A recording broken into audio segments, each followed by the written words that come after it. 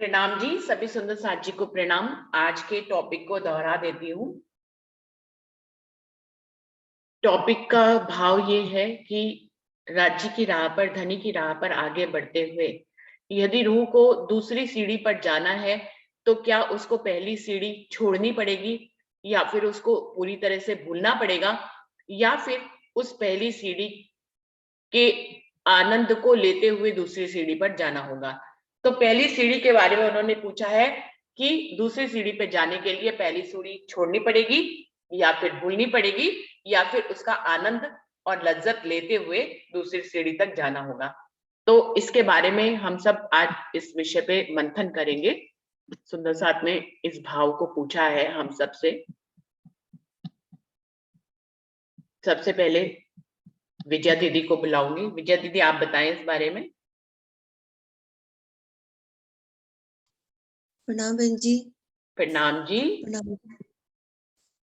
श्री राज्य की राह पर चलते हुए रूह को अगली सीढ़ी पर जाने के लिए पहली सीढ़ी छोड़नी होगी। समर्पण, कुर्बानी, त्याग किए बिना आगे बढ़ाई नहीं जाएगा। प्रणाम जी। प्रणाम बहन जी। प्रणाम जी। विजया दीदी ने कहा पहली सीढ़ी छोड़नी ही होगी। मीना दीदी, आप कुछ बताएंगे इस बारे में। मीना राठौर जिसको बुलाना चाहूंगी।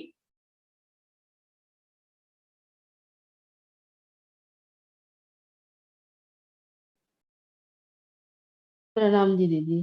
प्रणाम जी।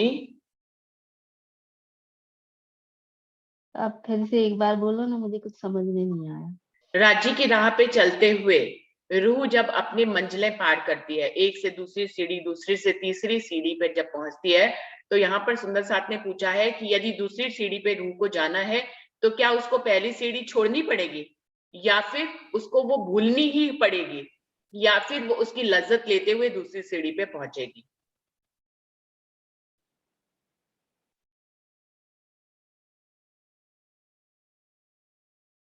हमें भूलना छोड़ना तो नहीं है दीदी, लेकिन आगे जाने के लिए थोड़ा छोड़ना पड़ेगा। छोड़ना पड़ेगा। आप क्या कह रहे सरकार हो? श्री आए तो, सरकार श्री हमारे यहाँ आए थे तो वो हम सब कृष्ण प्रणामी सब रहते थे, वहीं भजन कीर्तन करते। तो सरकार श्री ने बताया कि आप वाणी नहीं पढ़ोगे, आगे नहीं बढ़ोगे तो कैसे वाणी को समझ पाओगे, तो आप थोड़ा आगे बढ़ो, ऐसा हमें बताया जाता था। तो हमने बोला कि हमारे यहाँ वाणी की टीका नहीं है, तो सरकार श्री ने बताया कि मैं टीका दूंगा, आप आगे बढ़ो तभी आप कुछ समझ पाओगे। मेरा तो यही मानना है दीदी। प्रणाम जी। प्रणाम जी। प्रणाम जी। तो हंसाबेन, आप कुछ बताएंगे या हरीश भाई?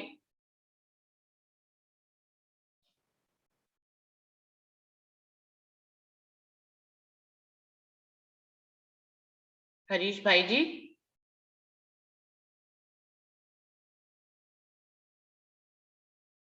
हरीश भाई जी अभी तो बोल रहे थे, उनकी आवाज पता नहीं आई कि नहीं आई उनको मेरी।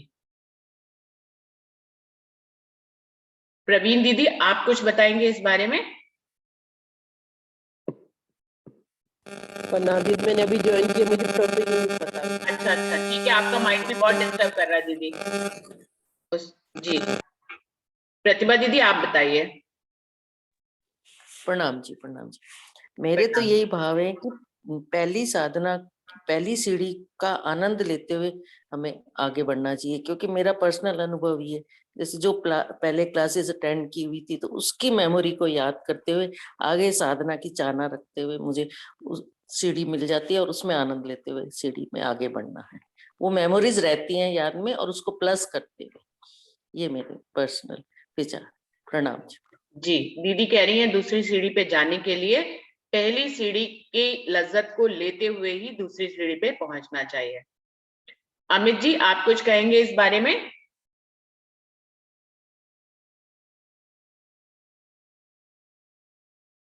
अमित कुमार जी। प्रणाम जी। प्रणाम जी। प्रणाम जी। नहीं, मैं ट्रेन में हूँ, आवाज साफ आएगी नहीं मेरी शायद। नहीं आ रही है आपकी तो साफ आवाज।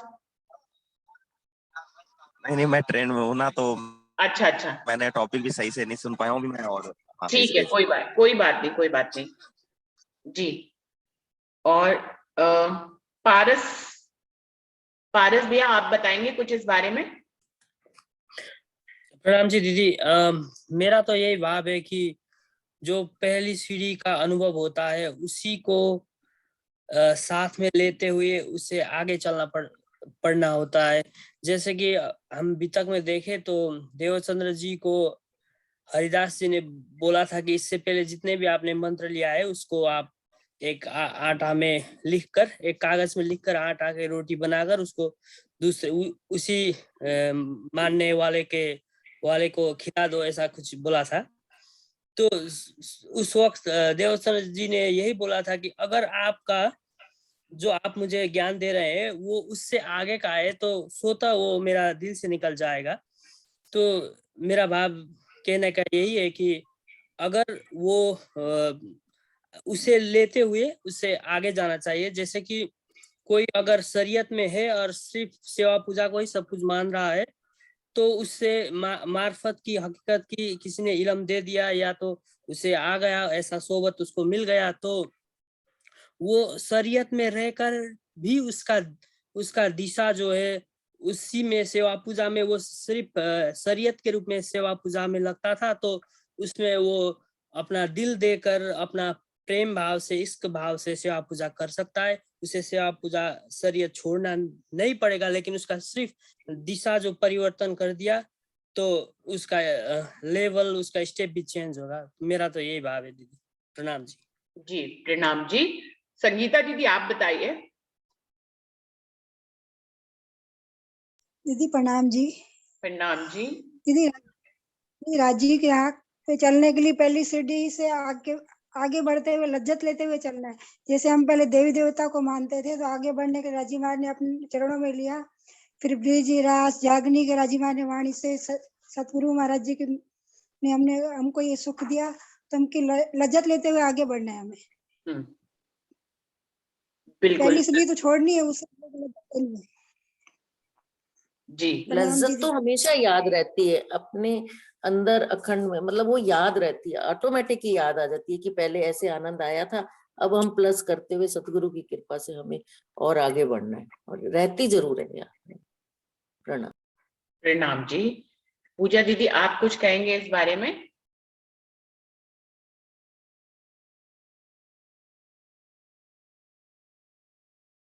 पूजा खुराना दीदी आप कुछ कहेंगे? प्रणाम दीदी। प्रणाम जी। दीदी मैं अभी जुड़ी हूँ बस। अच्छा ठीक है, कोई बात नहीं, थोड़ी देर बाद बोलूंगी। ठीक है। हंसा बेन आप कुछ कहेंगी? प्रणाम जी दीदी, मैं भी बाहर ही हूँ इसलिए मैं बोलूंगी तो भी सो रहेगा। अच्छा ठीक है।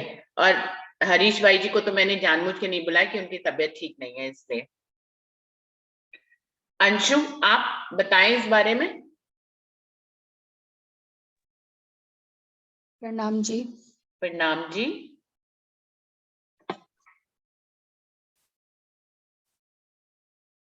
पहली सीढ़ी छोड़नी है और आगे की सीढ़ी पे जाने के लिए पहली सीढ़ी छोड़नी है कि नहीं, यही प्रश्न है।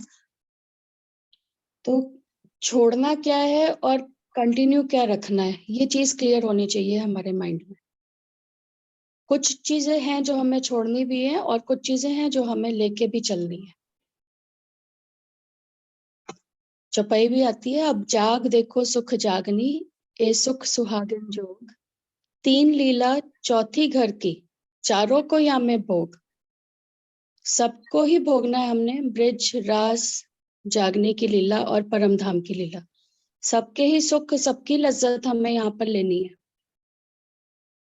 तो अब जैसे अगर हमको पहले राज्य के स्वरूप की पहचान नहीं थी और हम ब्रिज वाले स्वरूप को या रास वाले स्वरूप को या कृष्ण के किसी भी स्वरूप का अगर हम ध्यान करते थे उस वक्त, पर आज हमें पता चल गया कि राज्य में राज का मूल स्वरूप क्या है, तो अब हमें वो तो उनकी एक लीला थी, पहले दिन की लीला थी, तो अब हमको अपने मूल स्वरूप का, राज्य महाराज के मूल स्वरूप का ही ध्यान लेना है। अब हमें पहले वाले स्वरूप को ही पकड़ के नहीं बैठे रहना, ना ब्रिज के, ना राज के, ना मोहम्मद साहब के। अब हमें जो प्रेजेंट जो रूप, जो स्वरूप उनका है, हमें उनको ही धारण करना है अपने चित्त में। और लेकिन हम कहें कि हमें क्या ब्रिज की लीलाओं के सुखों की लज्जत को छोड़ना है, तो बिल्कुल भी नहीं छोड़ना। क्योंकि ब्रिज में क्या करते थे, अब वाणी में भी कहा है, एणे पगले आपन चालिए। यही चाल हमको चलनी है जो हम ब्रिज में हमने चली थी। क्या चली थी कि हम घर में भी अगर रहते थे, हम अपना कोई भी घर का काम भी करते थे, तो हमारा ध्यान हर वक्त कहाँ रहता था, काना में।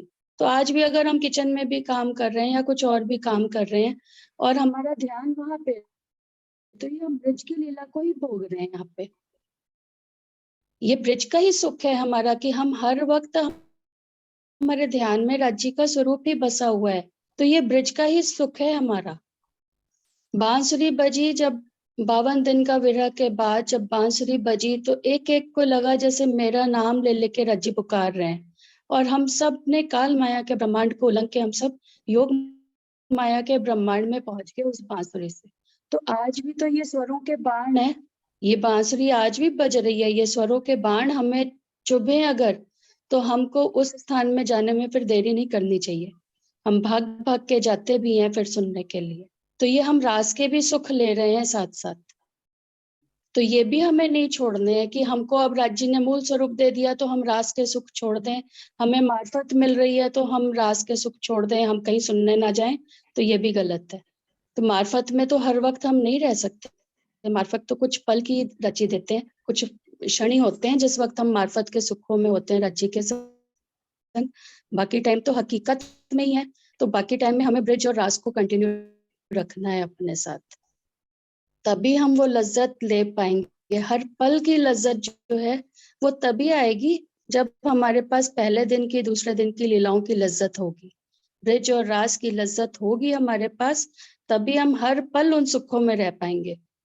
उसकी लज्जत हमें हर पल, सोते उठते खाते पीते, कहते हैं हर पल आप उनमें ही रमे रहो, तो तभी रम पाएंगे जब हम ब्रिज और रास को साथ में लेकर चलेंगे।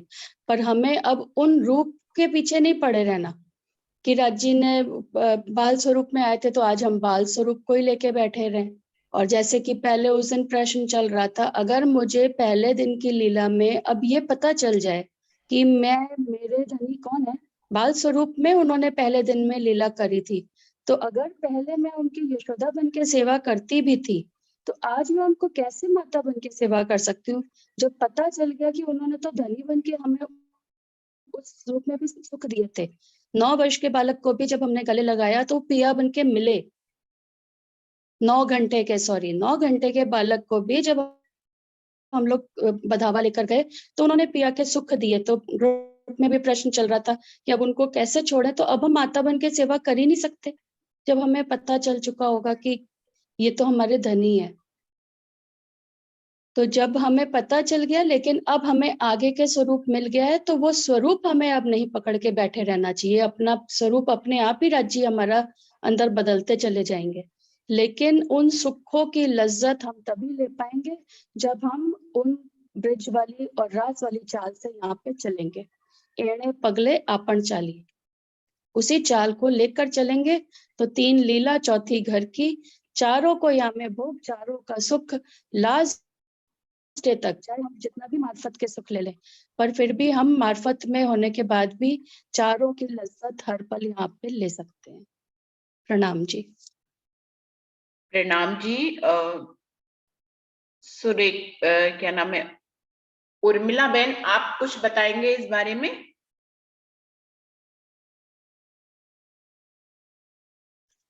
रुचि दीदी, आपका नेट बहुत स्लो आ रहा है आज। हाँ, आज स्लो हो रहा है। उर्मिला प्रणाम जी दीदी, प्रणाम जी।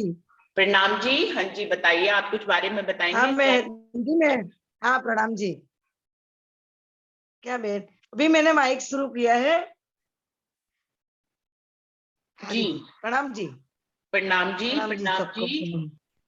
कोई और सुंदर अब सब दीदी, अब मैं सुन रही हूँ, हर रोज सुन रही हूँ, आपकी सुनने की लज्जत ले रही हूँ।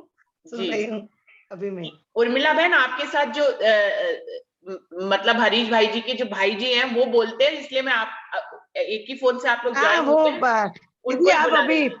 आज वो खंभात, हाँ खंभात में लड़के के वहां गए हैं। अभी आज नहीं है, आज मैं अकेली हूँ घर पे। अच्छा ऐसा अच्छा, है। कोई बात नहीं, कोई बात नहीं। सबको मेरा प्रणाम जी। मेरे को बहुत लज्जत आती है दीदी सुनने की, और वाणी पठन भी मैं करती हूँ, हर रोज करती हूँ वाणी पठन, जैसे राजी महाराज की इच्छा। हाँ जी, प्रणाम जी। प्रणाम प्रणाम जी। सबको प्रणाम। प्रणाम प्रणाम जी, जी, प्रणाम जी। प्रणाम जी। मैं ज्वाइन तो जयंती हुए भाई, हुए हैं। हाँ ज्वाइन हुआ हूँ। प्रणाम जी, प्रणाम जी। हाँ, जयंती भाई प्रणाम के जी, नाम प्रणाम से, जी। जयंती भाई के नाम से ज्वाइन हुए। आप बोलिए जयंती भाई। हाँ हाँ हाँ हाँ। ये जो 3 लीला घर की और चौथी जो 4 लीला की बात की है, अभी तो तीसरा दिन चल रहा है जागनी का। तो जागनी में सब आ गया है, रास भी आ गया है और व्रज भी आ गया है। मतलब कि जो भी है वो जागनी लीला में सभी, उस टाइम पर तो प्रेम था लेकिन लक्ष्य दिन था, और रास में आधी नींद और आधा सुपन में लीला बताई, और वो सब लीला अभी इंद्रावती महामती जी से सब लीला जाहिर तो हो गई है। तो ये जो हमको जो सीढ़ी बताई है ब्रज और रास और जागनी की, लेकिन अभी जो जागने में जो सीढ़ियां हैं, जैसे शुरुआत कहाँ से होती है, पूजा सेवा पूजा से होती है। तो सेवा पूजा बहुत जरूरी है, इसलिए कि जब उसी से भाव प्रकट होता है। जब जब सेवा से आगे चलेंगे तो वाणी मंथन का भी हमको पता चलेगा, चर्चा सुनते जाएंगे, फिर वाणी मंथन करेंगे तो सबके सब सुख वहीं शुरू हो जाएंगे। लेकिन बाद में तो क्या है कि वाणी मंथन के सिवा तो हमारी जागनी और परात्म की जागनी नहीं हो सकती। मेरा तो ऐसा मानना है। जी बिल्कुल सही। हरीश भाई जी, आप कुछ बोलेंगे क्या अपने शब्दों में? हाँ जी, बोलने की तो कोशिश बहुत कर रहा हूँ। प्रणाम जी दीदी। प्रणाम जी। प्रणाम जी दीदी, सभी सुंदर साथ जी को प्रणाम जी। अभी तो मुझे साफ साफ बोला है डॉक्टर ने कि आप जितना भी बोलोगे उतना आपको नुकसान ही होगा, अरे क्योंकि तो 2 फिर मत बोलिए। ऑपरेशन बीच बीच में 2 ऑपरेशन बहुत भारी हो गया है। तो मतलब उन्हें कोई बात, लेकिन मेरा भी ये भाव है दीदी कि अंशु दीदी ने भी अभी बताया कि कल रात में हम 12 बजे जैसे नींद खुली तो मैंने उसको जगाया, तो यही चौपाई निकली थी। और मेरा तो भाव इधर ही मैं तो बहुत खुश हो गया कि यही चौपाई पे अंशु दीदी ने भी चर्चा की। तो मतलब ये सीढ़ी की बात है। तो जैसे अभी तक का हम प्रसंग लेते हैं तो चिंतामणि जी के पास जब स्वामी जी गए थे चर्चा करने लगे, उन्होंने सब बताया था कि आपको क्या दिखना, मैं वो दिखा दूं, मैं वो दिखा दूं। तो मतलब जब उनकी जागनी हो गई, महाराज जी ने उनको, स्वामी जी ने जब परम धाम की बात बताई, और उन्होंने जो, वो तो कट्टर थे कबीरपंथी, उनकी 1000 की ताकत में तो उनके शिष्य थे।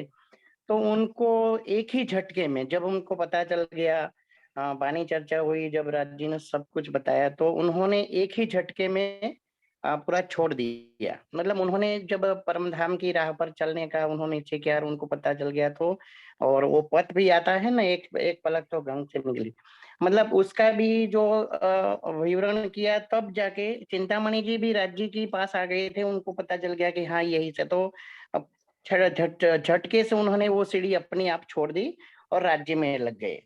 मतलब 3 सीढ़ी की बात है तो पहली सीढ़ी तो हम ये कहेंगे कि इस खेल में स्क्रबद हुआ हमारा परम धाम में।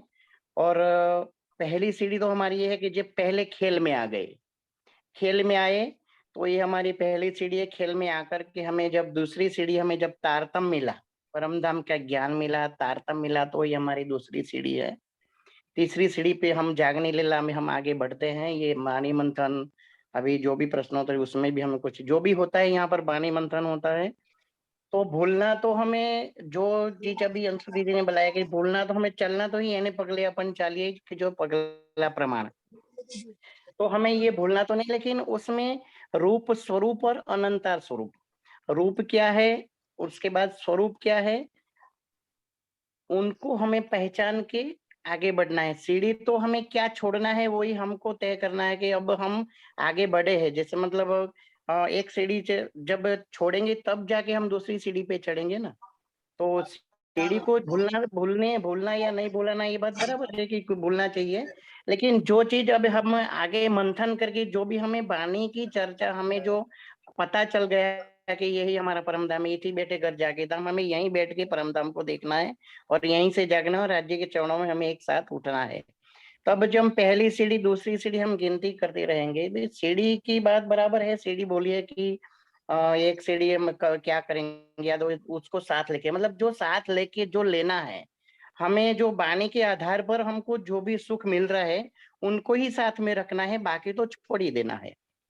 तो और भाव हमें मिलता है शिवा पूजा से, तो शिवा पूजा ही तो बराबर है, ये हमारी सीढ़ी नहीं छोड़नी है। क्योंकि जो हम सुबह में मंगला आरती करेंगे या तो पठन करेंगे तो उसी से भी हमको सुख मिलता है और उसके बाद हमारी राज्य मेहर करते हो तो हम आगे आगे का सुख भी राज्य देते हैं।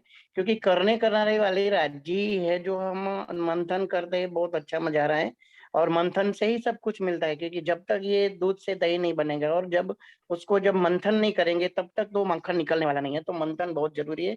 ये मंथन हो रहा है तो बहुत अच्छा मजा आ रहा है। अभी मैं तो नहीं बोलना चाहता था लेकिन अभी भी नसें थोड़ी खींच रही है। तो मेरा यह क्या है कि कभी भी मेरा नाम आता है तो मैं कुछ भाव बताऊं, अपना भाव दर्शाऊं। क्योंकि बाकी सब सुंदर सा तो बहुत अच्छी तरह से समझाते हैं। मेरे बड़े भैया ने भी बोला, मैं भी बोलना चाहता हूँ लेकिन थोड़ा दिक्कत हो रहा है अभी, थोड़ा 10 एक दिन तो मेरा ऐसा चलेगा। तो कोई मेरा बात ये नहीं। भाव है कि सीढ़ी छोड़ना मतलब, जी हाँ, आप ज्यादा नहीं जी बोलिए हाँ, अभी, हाँ जी, ज्यादा नहीं जी जी आप रेस्ट करिए हरीश भाई जी जी, हमें आपकी बात समझ अपन में आ गई। हमें आपकी बात समझ में आ गई है, अब आप रेस्ट करिए। जी जी डॉली दीदी, आप जी जी जी बताएंगे इस तो बारे में। प्रणाम करता हूँ जी जी। प्रणाम जी, प्रणाम जी। डॉली दीदी आप आइए। हाँ जी, प्रणाम जी। सब सुंदर साहब ने स्पष्ट कर दिया है। जी मैं इस बारे में कि वो वैसे तो ऑटोमेटिक ही जो है ना, हमारी स्टेज जब आगे बढ़ती जाएगी, जब हमें पहचान होती जाएगी तो हम जो असल स्वरूप है उसी को ही मानेंगे और वही कार्य करेंगे जो हमें करना चाहिए। इसके लिए मेरे सामने ना एक एग्जाम्पल है कि हमारे ही वो जरूर देना चाहती हूँ। वो शादी होके आई हमारे घर में, वो लड़की, और वो शनि मंदिर जाती थी। लेकिन मेरे कजन छोटे भाई ने उनको मना नहीं किया अपनी पत्नी को, जाते रहो।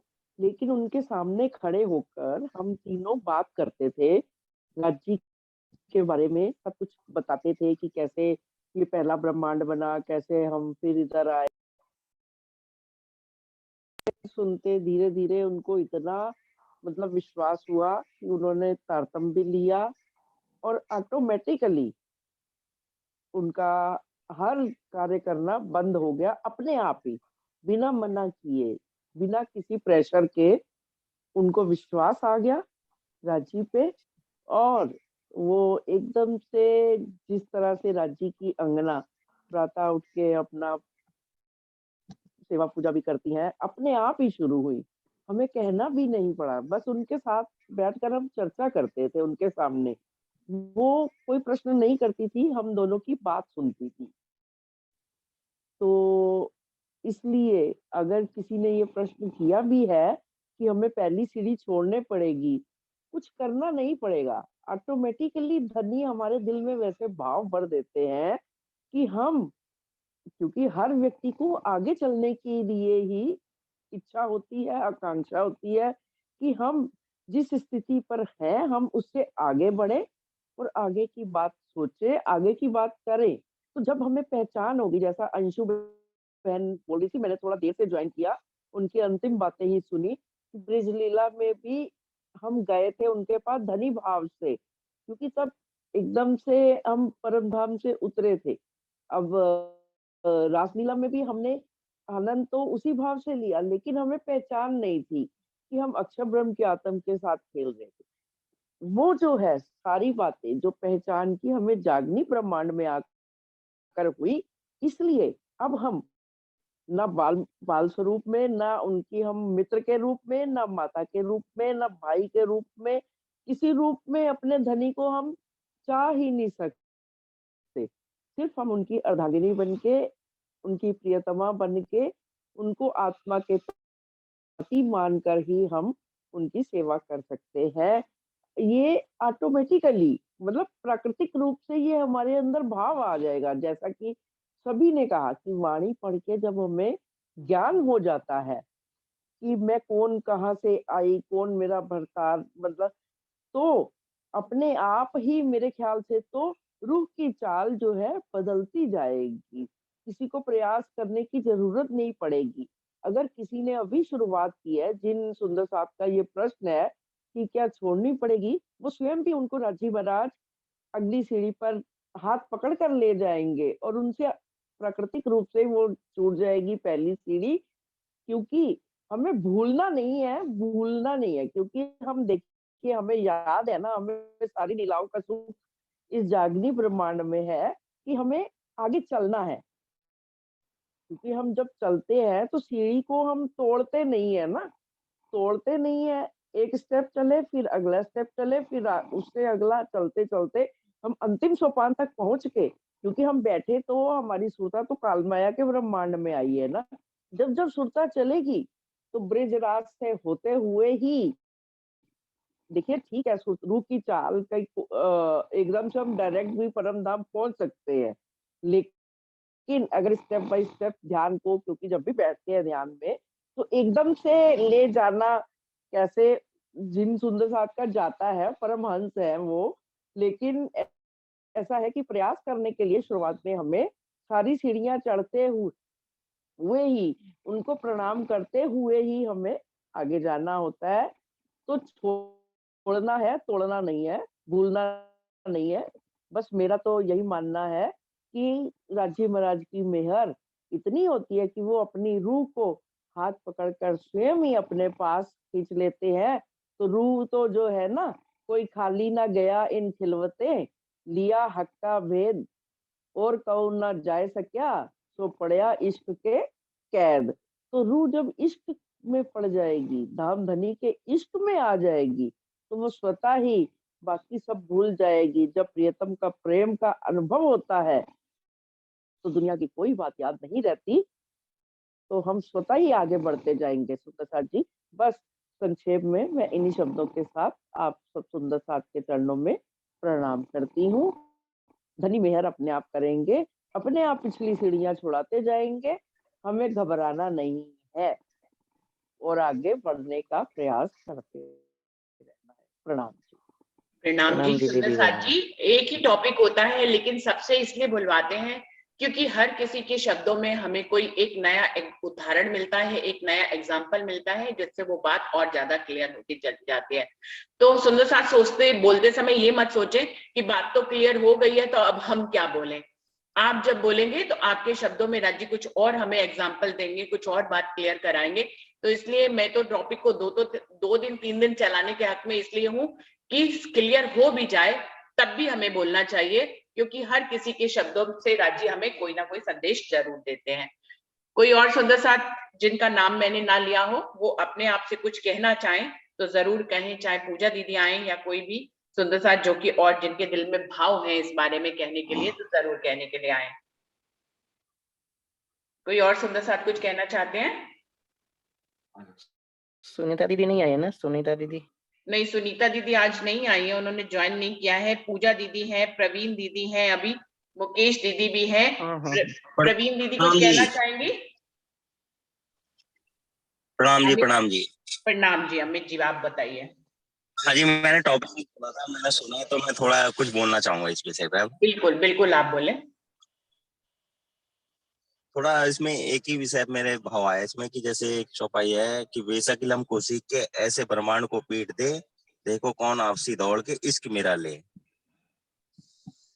तो मेरा भाव सिर्फ इतना ही था कि इश्क में फिर ये होता है कि इश्क में फिर वहाँ विचार विमर्श नहीं होता ना, हमारी सीढ़ी रह जाती। जब इश्क आ गया राज्य का, और फिर इंद्रावती जी के हाथ में राज्य महाराज ने विषय दिया है कि उन्होंने बोला है तासो मामती प्रेम ले तौलती, 300 धाम दरवाजा खोलती। तो इश्क जब आएगा तो वहां सीढ़ी का प्रसंग ही खत्म ही हो जाता है फिर तो बाकी दीदी आप क्लियर कीजिए, मेरा इतना ही भाव था इस पे, आप देख लीजिए, मैंने अपना भाव रख दिया। बराबर है, बराबर है। जी, इश्क की सीढ़ी तक पहुंचने के लिए पहले ज्ञान की सीढ़ी से गुजरना होगा सुंदर साथ जी, तब इश्क की सीढ़ी में पहुंचते हैं। और इश्क में जब पहुंचते हैं, अमित जी का कहना है, ये अमित जी के शब्दों को मैं अपने शब्दों में कह रही हूँ, कि तब फिर सारी सीढ़ियां अपने आप ही खो जाती हैं। और कोई सुंदर साथ कोई अपने भावों में कहना चाहिए? देखिए अमित जी ने अपने भावों में एक अलग बात कही, ऐसे ही और कोई सुंदर साथ कुछ कहना चाहे तो जरूर कहें। 10 मिनट का समय है। सुंदर साथ जी कुछ कहना चाहते हैं और कोई? मुकेश दीदी को बुला लेते हैं। मुकेश दीदी आप आइए।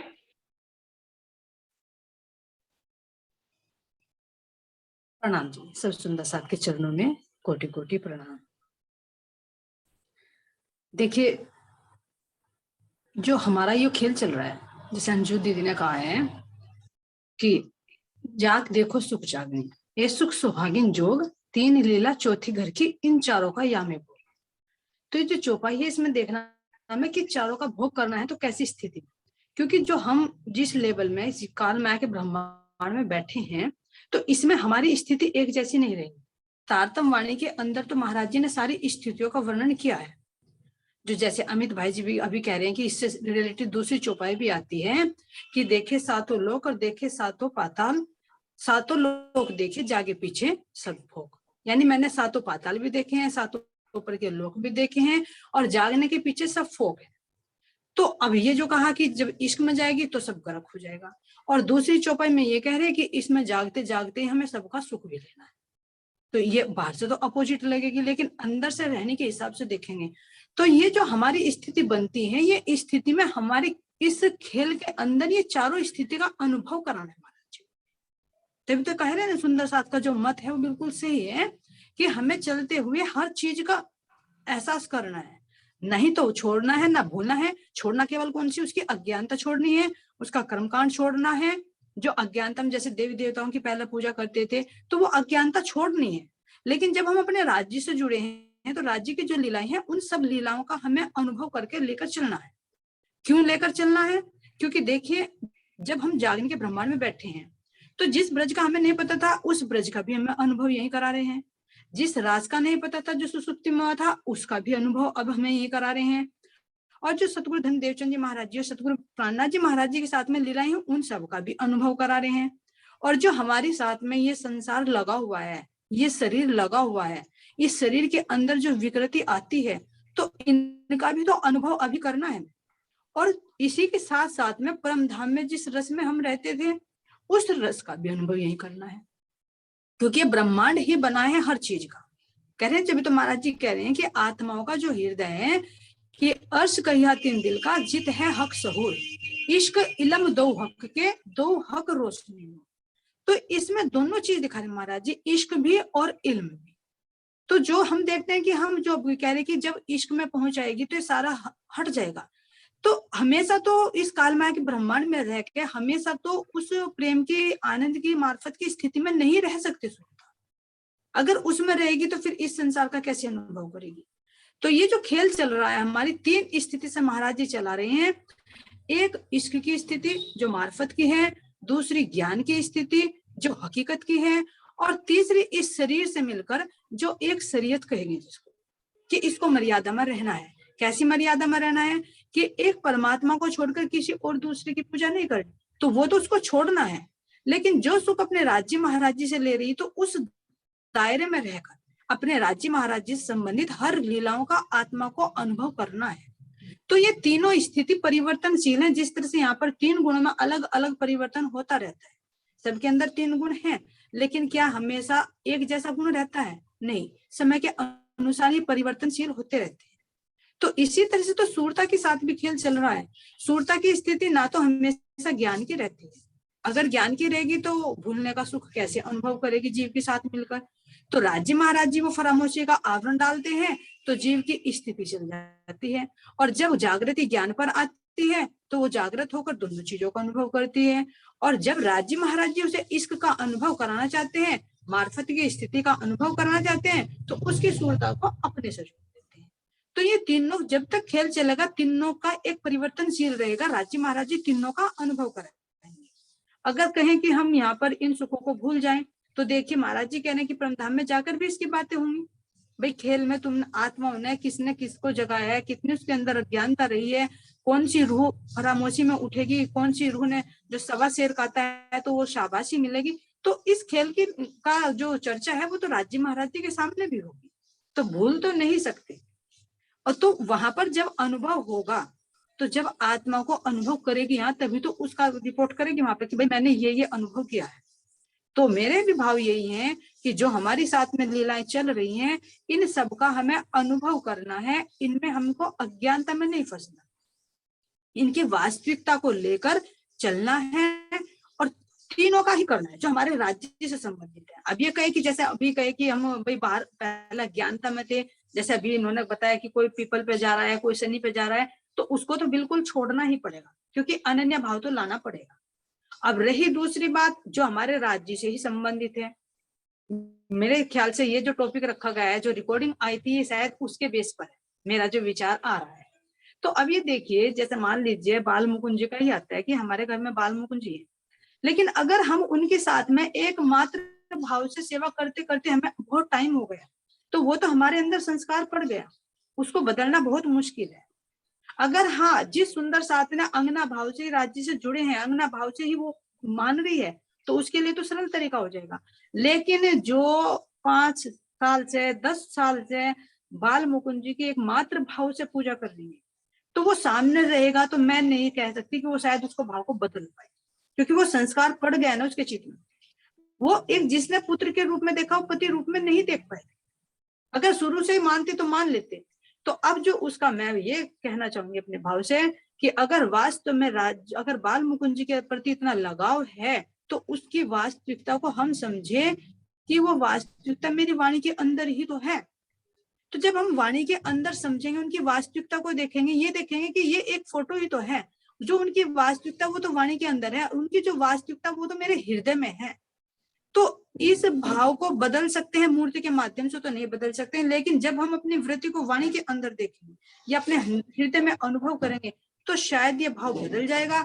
नहीं तो अगर हम ये मात्र भाव से करेंगे और फिर कह रहे राज्य से भी जुड़ेंगे, तो ज्यादा जो चित्त वृत्ति है वो बाल मुकुंद जी के प्रति मात्र भाव है। तो बेशक है, इसमें कोई शक नहीं है, भले ही राज्य का कर रहे हैं, तो वो सब लिख भ्रम के कारण में जो नित्य गोलोक है, उसी बहिष्ठ में वो जीव जाएगा, भले ही वो राज्य से, क्योंकि राज्य की भक्ति से ही हर बहिष्ठ बनी है। तो ये भाव तो अपने आप को हमें बदलना पड़ेगा, उसकी वास्तविकता को समझना पड़ेगा। ये भ्रम में ना है कि भाई मूर्ति में ही सब कुछ है, अगर मैंने मूर्ति दे दी तो मेरे बाल मुकुंद जी चले गए या मेरे राज्य चले गए, नहीं। वो उनकी वास्तविकता को देखो, वो वास्तव में है कहाँ, वो तो हृदय में है, बाहर थोड़ी है। अगर बाहर भाव बदल सकते हो तो बहुत बढ़िया बात है, लेकिन अगर जो शुरू से कर रहा है तो मेरे विचार से वो नहीं बदल सकता, तो उसको तो हमें छोड़ना पड़ेगा जो भाव है। क्योंकि जो 4 भाव बताए हैं, एक वात्सल्य भाव, एक माधुर्य भाव, एक सखा भाव और एक दास्य भाव। तो श्री कृष्ण जी ने भी खुद कहा है कि मुझे माधुर्य भाव है पसंद है, और ये माधुर्य भाव यानी प्रेम लक्षण भक्ति, महाराज जी ने हमारी जो 10वीं लक्षण प्रेम लक्षण भक्ति बताई, इसी भक्ति पर हमको चलना है। तो ये भाव भी हमें छोड़ना पड़ेगा, यहाँ की अज्ञानता भी छोड़नी पड़ेगी, और उसकी वास्तविकता में हम आना पड़ेगा, और वास्तविकता में आके हमें सब लीलाओं का अंदर से अनुभव करना होगा, जिस तरह से अंजू दीदी ने बिल्कुल क्लियर बता दिया है कि क्या हमें छोड़ना है और क्या हमको पकड़ना है। तो वास्तव में हर चीज की लज्जत लेकर, बातुनी में लज्जत लेकर उसको चलना है। और जब ये 3 स्थिति हमारी बनती है कि एक शरीर की स्थिति बनती है, तो शरीर की स्थिति रहेगी तो वो कर्म भी जरूर करेगा। जब ज्ञान की वृत्ति में रहेगा तो वो परमधाम को भी देखेगा और इस माया को भी अलग होकर दिखेगी, दृष्टा बनकर। और जब राज्य महाराज जी का हुक्म होगा तो यही सूरता अपने परमधाम के उस रस का भी अनुभव प्राप्त। तो ये जब तक खेल चल रहा है, ये सारी क्रियाएं होती रहे।